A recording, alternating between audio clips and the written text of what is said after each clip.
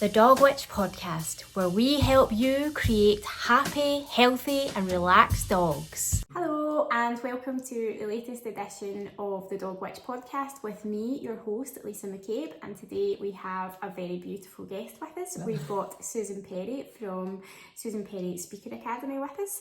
But before we dive in and find all about you, the way we usually start our podcast, Susan, is what are you drinking? Oh, well, Lisa has made me a beautiful tea with oat milk, and I have to say, just a regular tea. And we've got a beautiful, you can't see under here, but we've got another wee guest. Oh, there's a wee nose, you can see the wee nose. But I have to say, the oat milk is really nice. Yeah, oat milk's good, isn't it? Yeah, I switched really to nice. Oat milk about a year ago. Just I find that my stomach doesn't tolerate dairy very well, and we switched to oat milk, and actually it's really nice. It is actually really nice. If I go back to drinking tea with normal milk now, I'm kind of like, what's this? So yeah, lovely cup of tea. So that's just what the doctor ordered on a Monday morning. And I've got a little fruity number, just trying to up my water intake, and I find that herbal tea really helps with that. So now that we've got that interesting part out of the way, welcome Susan. It is so lovely to have you with us. And obviously, for those that can see us on YouTube, Zach is with us as pair and is just giving us all the love. Yes. And for those that are listening via the podcast, Zach, as you know, is my dog, and he is a golden cocker spaniel, a very needy cocker spaniel who just loves to give all the love. And he likes to be involved in everything. So if you hear him wandering about, that's just all that's going on. But anyway, Susan, tell us all about yourself, introduce yourself, tell us who you are and what you do. Oh, well, thank you so much for having me. I really, really appreciate it. And it's just been lovely to get to know you better over the last couple of months and things. So I am a speaker coach, and I basically help people power up their public speaking. But actually, when I say that, public speaking is a phrase that gives everybody the fear. And there's like 75% of people say they would rather die than give any kind of public talk. But actually, I don't think the phrase public speaking does justice. I think it gives people the fear. Yeah. So I talk about speaking with impact. So I help women, leaders, people in organisations, change makers, teams. I help them all, basically present with impact, speak with impact, so that they can do a number of things. They can maybe improve their career prospects, they can gain more confidence, they can strengthen their critical thinking by using their brain in different ways. But ultimately, there's got to be a purpose why people speak. So I help them find their purpose so that they can do whatever it is they want to do with that. So yeah, that's what I suppose at the end of the day, it's just a conversation. A conversation maybe with many people watching you, but that's it. Whether it's 1 or 100, that you've put that really well, because that's what it's all about. And for me, it's the journey to here. I was in HR for 20 years, and it was great, but I reached the end of feeling like it was the thing for me, and I just felt called to do something completely different. I didn't know what it was, so I quit the job. I had loads of different jobs in HR, but I quit, and funnily enough, I met somebody recently who was in my very last job, and it wasn't a good job. No names of that job, but it wasn't a very good job. And yeah, it was brilliant, because it gave me the time to think. And then I applied for TEDx Glasgow to be a speaker coach. Right, okay. And I didn't even know what TEDx Glasgow was. I was just kind of speaker coach. I could do that. I've spoken to managers. I've coached leaders. I can help people. And then I did that and coached like really high profile people. It was a voluntary basis. Met somebody through the TEDx organisation, and then ended up working for a small charity for 6 years, where it really came into its own. It was a programme that developed ideas in organisations, and they would go and pitch for real investment to change services in communities. So local authorities, councils, charities, and it was that bit of them going up and doing their 5-minute pitch, which brought into the why they wanted to change things, how they were going to do it, and what their call to action was. And I went, I love that bit. I suppose, yeah, that's really powerful, isn't it? I mean, I used to work for like not-for-profit organisations when I was younger, and just being able to make that change or to help the people that are trying to make the change do it a bit better. It's so rewarding. So rewarding, and that's why I thought, and these were just regular people who had an idea and they felt so inspired to change things for a group of people. Yeah. And I thought, quite often when you distance the reason why you're doing it, it can feel better actually than somebody saying, I want you to work with me in my business. And it feels very, feels quite selfish and kind of self-promotion. Yeah. And as small business owners, this is what we do, but actually what we do is help a range of other people to advantage. Like, with your Dog Witch business, you're saying that dog is part of your family. Yeah. And you would treat your son or your daughter, with, you'd want to care for them. Exactly.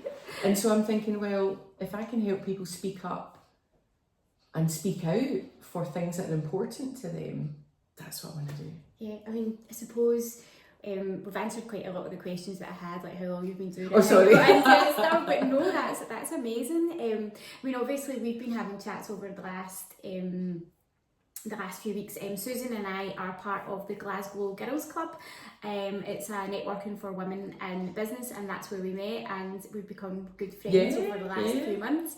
But Susan came up with a really cool idea for me to be able to tell the stories about dogs, because I didn't just want to be me facing camera chatting about dogs. People would get quite bored about that. So Susan had said, do it from the perspective of the dog and get voiceovers, like actors, to do the voices of the dogs, which I thought was just such a cool idea. So it's like that, isn't it? It's like coming at it from a different angle. Completely different angle. And what I help people do is tell stories and tell really impactful stories. And it was just when you were talking, I was like, what would the dog say? You look at all these films, like, I can't think of them. Yeah, The Secret Life of Pets. Secret Life of Pets, exactly. And what do? They appeal to kids and adults and with the funny voices. And you've got, I was saying to you last week, you could have this huge dog that's got like a wee squeaky voice, and it could be, and people would remember that. But I always say, what would the people that are having the problem, what would they say?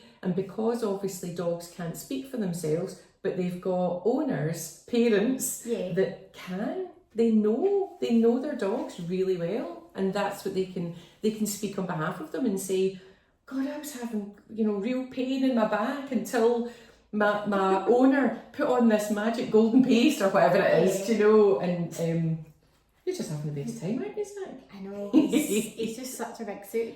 That's out from Secret Life of Pets. We actually called Zach Tiny Dog, because we had Ziggy and Zane, who were much bigger than him. Ziggy was big boy and Zane was smaller than Ziggy, so he was wee boy. And then when Zach came along, we were like, it's tiny, so he became Tiny Dog. The rabbit in Secret Life of Pets calls that Max, the main character, Tiny Dog.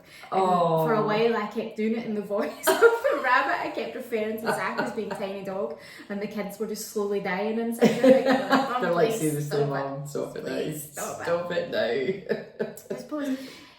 I suppose for you, you must have a huge impact on like the lives and the work of the people that you help. Yeah, I'd like to think so. That's kind of why I do it. And genuinely, it's I'm in business, but it's about changing lives. Yeah. And that was not a hangover, but a carry on from the lines where I used to work. Yeah. And they changed people's lives, and just giving people the opportunity to, as I say, find the confidence to speak up about things that are important for them. And really, there's three things I always say, just to give your listeners a bit of a kind of framework, if you like. So I always say, come in with a really strong hook whenever you're speaking to anybody. In the middle, think about the star moment, and that's something they'll always remember. Okay. So the star in the middle, and then a call to action. So the hook, the something they'll always remember, and then the call to action. Because when you're doing presentations and people don't ask you for something, that's a wasted opportunity. Yeah, so even as you say, if it's 1 or 100 people, you know, you're like, well, even if it is, I invite you to do one thing differently as a result of what, you know, we've spoken about today. And when I was going off to give that talk, you know, we were at an event on Friday and I was away to give a talk. So I gave them all a really solid call to action. And I said, I'll be following up to see. And I helped one woman with a presentation she's got this week, and she's like, oh, I never thought about it that way. I've never asked, I've just delivered information, which is brilliant. But I said, how could you do that in a different way? Yeah, so it's just coming at things from different angles. And so what does it look like when people come to you for some training? What do you do? Oh, well, my goodness, you'd probably need to ask them, but what you get is really action focused. It's participative. I always find that word really difficult to say, but I get if you've had a few. Absolutely. But you get involved, and because I always say it's not a spectator sport, you go to a lot of training where you listen and you absorb, and then you maybe go and implement. But when it comes to speaking, you can only practice by speaking. Yeah. So I give everybody the opportunity to stand up, which is usually terrifying for them. But I create really what I call brave spaces. And because we talk about, is it a safe space? Well, no, if it's too safe a space, then you're not stretching yourself. Yeah. So I hold a brave space for them, and, you know, I get them to try things. I give them tools and techniques. They usually get me telling them a range of stories that illustrate the point. They'll usually get some sort of niche musical or film TV reference from 80s, 90s, whatever. And yeah, it's fun. I was doing a workshop 2 weeks ago for a large care organisation, and I had said, right, give me one word that describes how you found today. And it was lovely because they were saying engaging, inspiring, informative. And somebody said, it's been fun. And I went, yeah, why does learning have to feel... I think we lose that as we get older, don't we? As adults, we tend to kind of lose the joy and just letting ourselves go and being a bit silly, and it doesn't really matter what anybody else thinks. It doesn't. And by the way, when you speak, it should come from you. You know, we were talking about being authentic, and it's a very overused word, but just be yourself. Yeah. And, you know, fine if you have to, you know, learn a way of not having the red face and the shaky hands and all.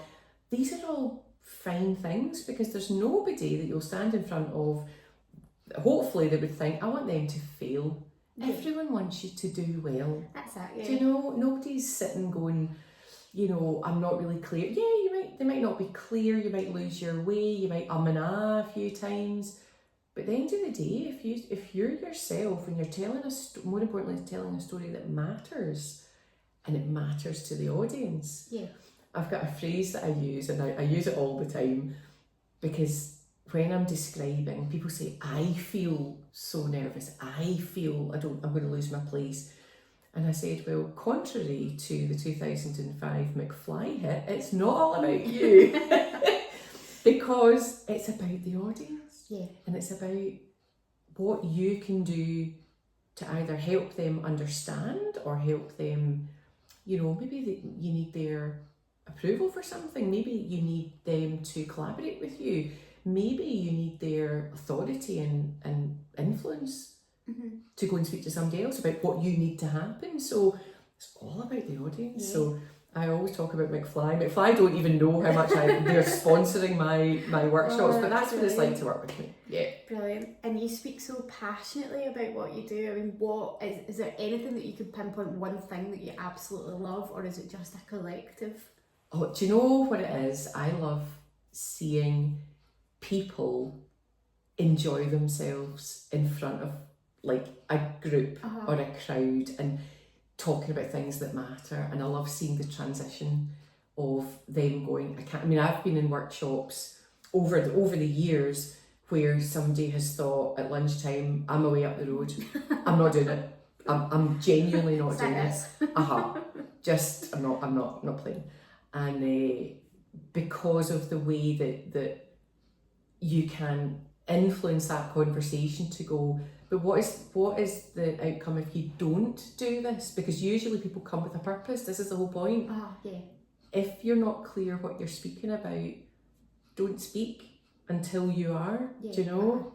So I would say that there's so many. I love all of it, but I love seeing that people trust in themselves to go, I can do this. Yeah. And seeing them go off and do it. It'd be like and the results. Yeah, exactly. And it's lovely. And like, I try and keep up with all my clients and find out, you know, what it has enabled them to do differently as a result. But yeah, that's probably why the Speaker Academy is going to be huge, because it gives people an actual platform to go and speak. So it's not just, I teach you the tools, I teach you the techniques, you've had a wee go in the workshop, and usually that's the end of it. But the Speaker Academy will be different, because it will be a live event where they can invite their friends and their family, and they can do it in front of all of them. It reminds me a bit like years ago, Joe Wicks, when he was just kind of coming to prominence, did a programme and he took I think it was about 6 participants through his 3-month transformation, and at the end of it they all did a catwalk. You know, they showed off their new bodies and stuff like that. So it's a bit like that. Totally. Like all these kind of, I mean, I know like TV's full of them, you know, like transformations and, you know, eating, weight, how they look, blah blah blah. But it genuinely is, and it gives people, and it's a supportive environment. It gives people the confidence that they have always had, but it just amplifies it. And brings it out. Able to go and take it to the world. And is there anything, it's always a tricky one to ask business owners, but is there anything that you don't like? Is there anything that really gets on your goat? I think over the last few weeks when I've been struggling with things like technology, you know, all these blooming hats that you need to wear, where you're like, I'm not in marketing, I'm not in IT, I'm not in this, so these are not my favourite things. Like I love coming up with content to put on social media, but I don't, some of the trickier things like setting up the background to get emails out and newsletters and all the rest of it. I don't enjoy any of that. We all kind of feel like that as business owners. We just want to do the things that we enjoy doing, but because we're solopreneurs, there's all that stuff in the background that we have to learn doing. My dream is to get to the point where I just pass over all my social media to somebody just to do. But because, and I mean, you'll be quite the same as me, because it's so niche what I do, the content has to come from me. It can't come from anyone else. I can't leave anyone else, because there are no other dog witches, there are no other dog witches in the world. And whilst there'll be people that kind of do what you do, there isn't another you. Absolutely. So it has to be you.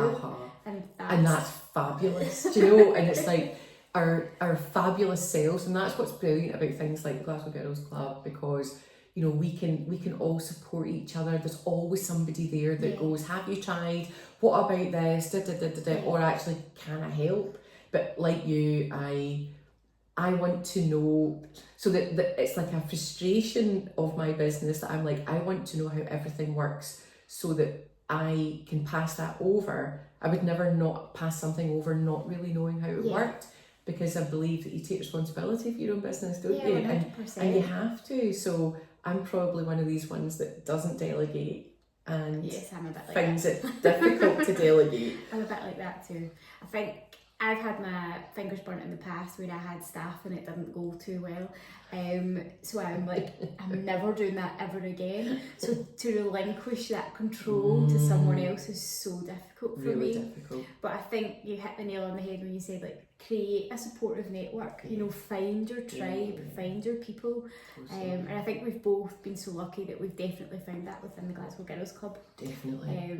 You know, finding other people that are maybe on the verge of a nervous breakdown just the same as you are can be really helpful. Yeah. Or someone that can just give you a hug or just tell you that everything isn't as bad as Yeah. you think it will be. Yeah, and that's it. I mean, the whole point of setting yourself up in business is because you want to do it. You want to share. You want to make a difference. You want to help people, and the wide variety of people that are out there that can help you is amazing. And sometimes it's just asking for help. So I probably would say I don't ask for help as often as I should. Yeah, Yes. You're preaching to the choir here.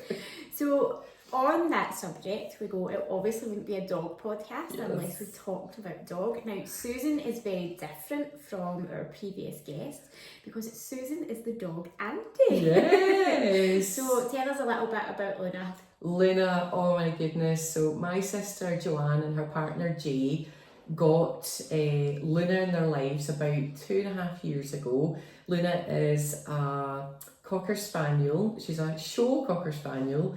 And so does that mean she's extra posh? I don't know. She doesn't look like it. But she's got that blue roan colouring, which is lovely. And Jay, he knew one of his friends was down in Cornwall and they had the mum and dad. Okay. And Jay and Joanne had always dog lovers. My dad actually had 2 greyhounds when we were growing up, and he raced them, but they were never in the house. Right. And as soon as they had pups, their anatomy completely changes, and they're not good for it. And he wanted to bring the 2 greyhounds home, and my mum said, "No, I've got 4 kids. You're having a laugh. I'm not doing that." Your mum was having a nervous breakdown. Absolutely, and she went no. So that was a shame. But we've always loved dogs, and Joanne and Jay particularly. So Jay didn't tell any of us, and it was before Christmas, coming up for 3 years ago, that he arrived at my house. We always do a pre-Christmas in one of our houses, and he arrived and he was holding this wee, like a towel, and he's a dog walker for context. And I thought, is he taking one of the dogs? Brought them over. What are you doing? Anyway, and he was going shh, and he had his phone out and videoing it. Anyway, this was him. He'd gone to Cornwall to pick up the puppy because he said to his friend, if ever there's a litter, can I have one of the girls? And so this happened. None of us knew, and he brought her all the way up from Cornwall and brought her to Glasgow and surprised Joanne in front of the whole family. And oh God, I mean, we were all in tears and roaring and greeting and all the rest of it, because Joanne and I are really close, and we live really close together as well. So I mean, I'm always there for the doggy walks and the doggy overnight, and I just had Luna overnight. But she's the fun auntie. The fun auntie, I know. And it's funny because I just absolutely love having her, but it took me, because we've never had pets, it took me a while to understand what she was all about. And I mean, like, on the basic things, like, when do you need out? Because she has her own unique signals for everything. And because I wasn't living with her 24, I saw her a lot, and I do see her a lot. But yeah, I'm the go-to doggy auntie. That's brilliant. And you speak about her with such love and joy. Every time I see you, you've always got a wee story about her, or I've spent some time with her.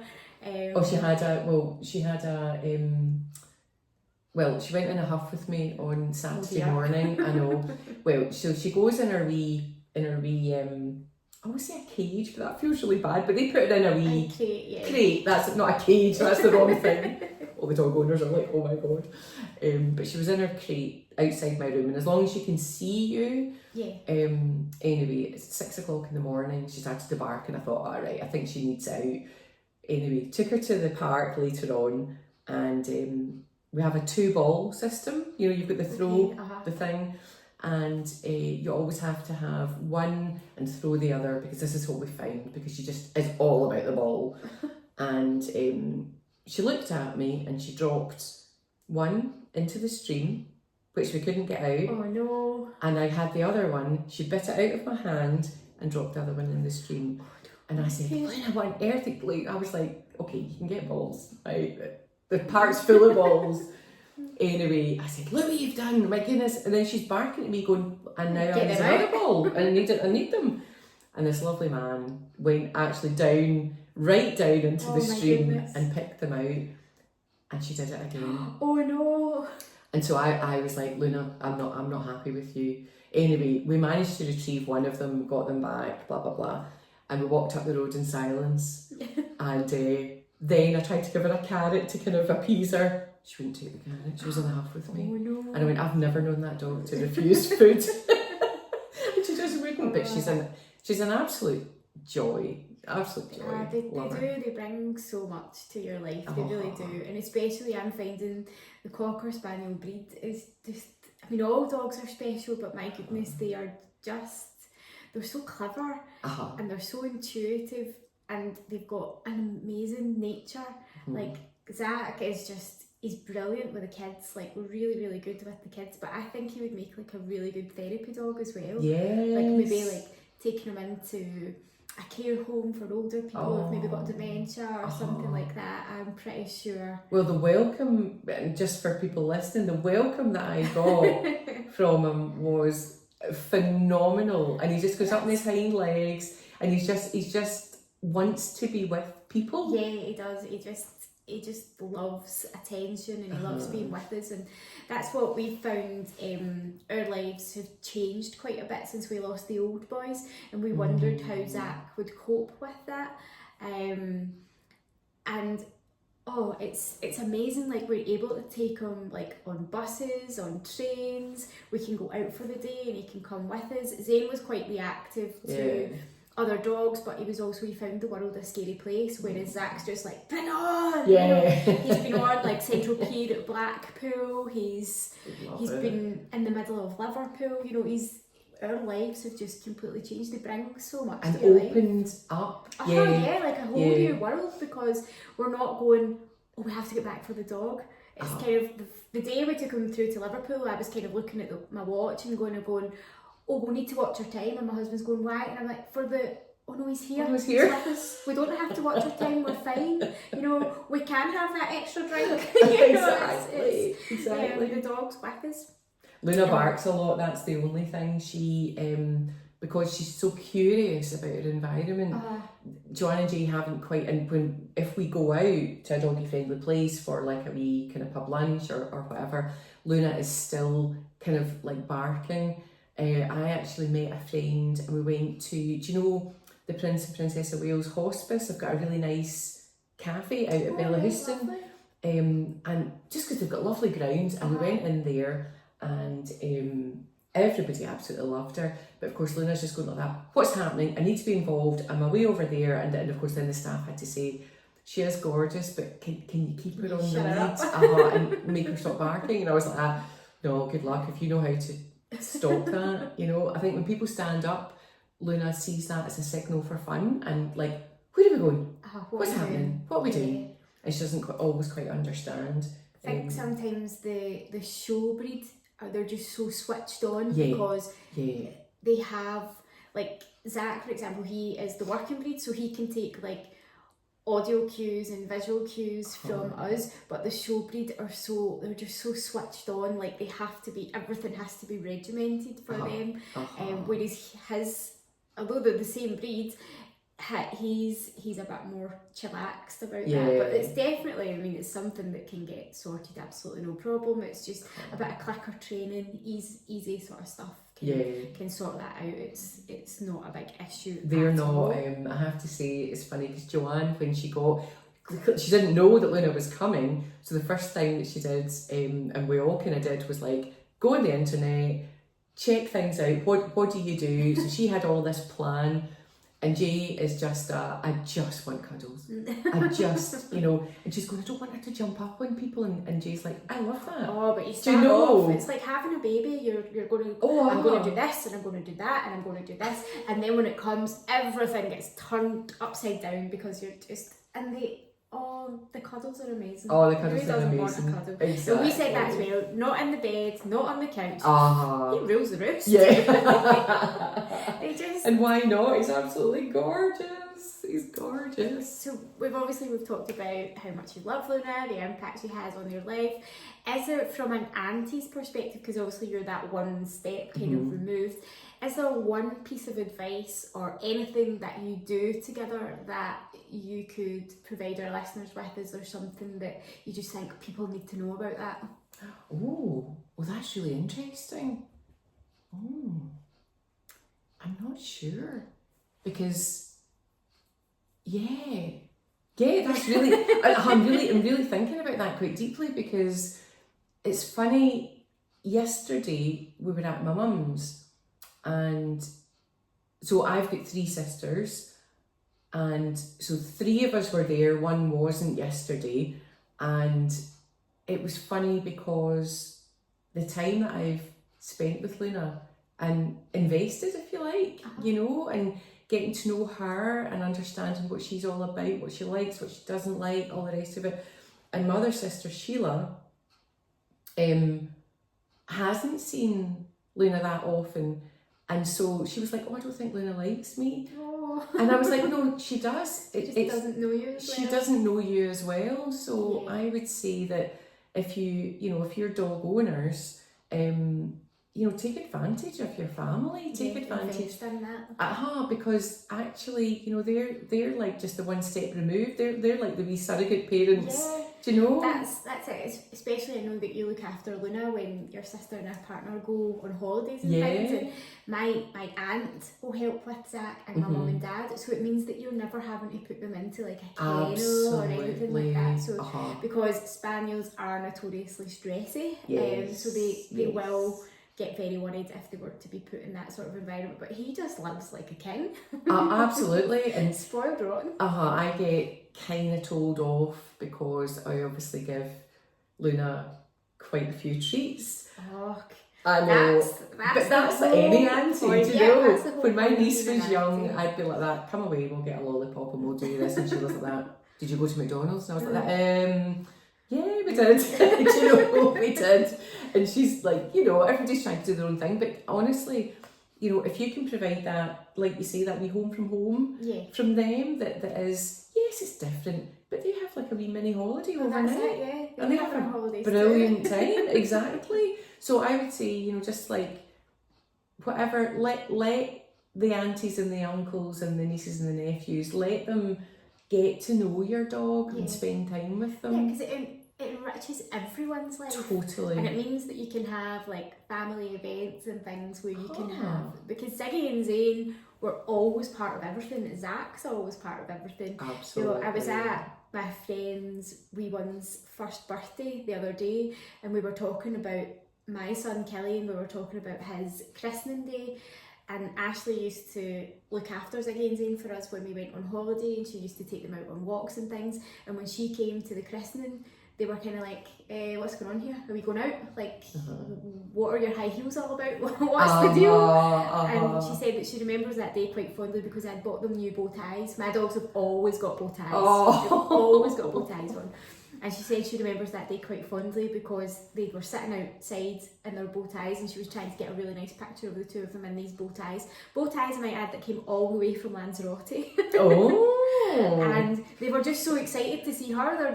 They just weren't posing for photos at all. They were like, come on, it's time to go out. So yeah, I mean, that whole kind of nurturing relationships with other people within the family is so important. Absolutely. Well. I mean, I think, Emily cried, my niece Emily cried when Luna, she was just she was 12 weeks, she was just this tiny wee bundle. But Luna is now a fully fledged teenager and can't even be bothered with us, let alone, and I think things will come round. But one of my sisters she's quite scared of dogs. And I think I'm probably the one that's given Luna the most time, sort of care and attention. And it's just like really, because she was, when I saw her, so that was Saturday, she went home, and I saw her 24 hours later, and she was shaking with excitement. Do you know? And I was like, I've not seen you for so long, and she's just like, I love the fact that she recognises me, she knows me, And yeah, she can work me as well around her little finger, Oh, her little paw. Can't they all? Oh, Can't they all? So I would say, yeah, definitely use your family. Perfect. So just to touch just before we wrap up about the Speaking Academy and things like that, where can people find you? Right, okay. Give us all your links, all your deets. All the deets. So I'm on LinkedIn. That's I'm on as Susan Perry Speaker Coach. I'm on as Susan Perry Speaker Coach on Facebook and Instagram. And the Speaker Academy, the links are in all of those places. So the Speaker Academy launch event, so I'm launching it a week on Wednesday the 26th. It's all free tickets, but I've already got 46 people coming, and there's capacity for 55. But basically that's where you'll find out all about me, all about the academy, the sort of series of workshops, what's involved basically. But the launch event will just be like an hour and a half to give you a flavour of what it's like to work with me, and it'll just be a really fun hour and a half with a couple of wee surprises and exercises. Fabulous. And I will also share Susan's links on the podcast and also on YouTube. So thank you so much, Susan. It's been such a joy chatting to you. Lisa. This has been amazing, and thank you to Zach as well, because he's been amazing. Well, thank you so much, guys. I'll see you on the next podcast, where I think we are having Katie from Clarity Accountants. I'm pretty sure that's Katie is our next guest. But anyway, take care. Speak to you soon. Bye. Bye. Thank you for listening to the latest edition of the Dog Witch podcast. Don't forget to tune in to our next episode soon.